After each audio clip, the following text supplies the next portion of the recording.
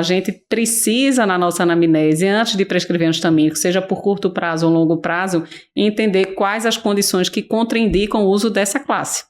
Sim. O que é que a gente precisa perguntar aos pacientes ou o que é que a gente precisa estar atento?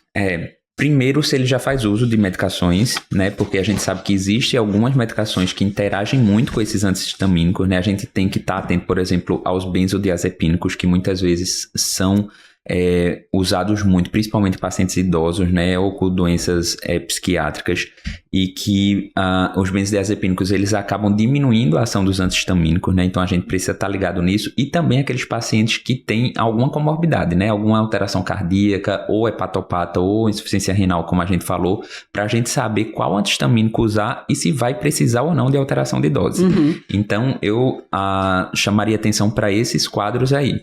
E de forma geral, de droga, né? Você falou do benzodiazepínico, outras drogas psiquiátricas, mas eu chamo a atenção também eritromicina, macrolídeo, antifúngicos, principalmente os imidazólicos, né? Antagonista do canal de cálcio, beta-bloqueador, tudo isso interfere, gente. Ninguém vai memorizar tudo, né? A gente usa um aplicativo, consulta, mas se a gente fosse resumir para vocês que nos escutam, perguntas básicas de anamnese. A gente já pergunta assim, paciente tem doença cardíaca? Aí tem gente, para que eu perguntar se o paciente tem doença cardíaca?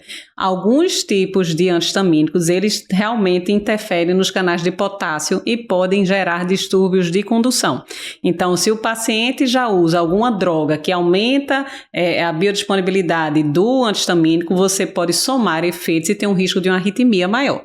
Então, não custa perguntar se o paciente já tem doença cardíaca e se ele já usa alguma dessas classes: macrolídeo, opioide, imidazólico, antipsicótico, antimalárico, drogas contra enxaqueca, antiarrítmicos, porque esses vocês têm que estar atentos, porque se você juntar tudo, você pode gerar uma arritmia, um problema mais grave, tem que ter uma cautela, principalmente porque existem relatos de aumento do intervalo QT, e especialmente quando há interação medicamentosa com outras drogas, tá? Isso. Outra pergunta, além da doença cardíaca, o que usa de medicação, como você já falou, paciente tem alguma doença hepática, doença renal, distúrbio eletrolítico? Sim ou não? Se tiver, a gente às vezes vai optar por medicações que não tenham metabolização hepática, que não tenham excreção renal, ou pelo menos ajustar a dose.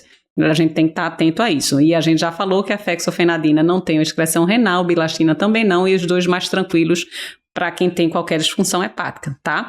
E aí, só para lembrar com relação a esse quadro de alteração de condução cardíaca, o que eles consideram que a desloratadina, fexofenadina, cetirizina, levocetirizina, rupatadina tem um potencial efeito cardiotóxico quando associada a drogas que aumentam seu nível sérico.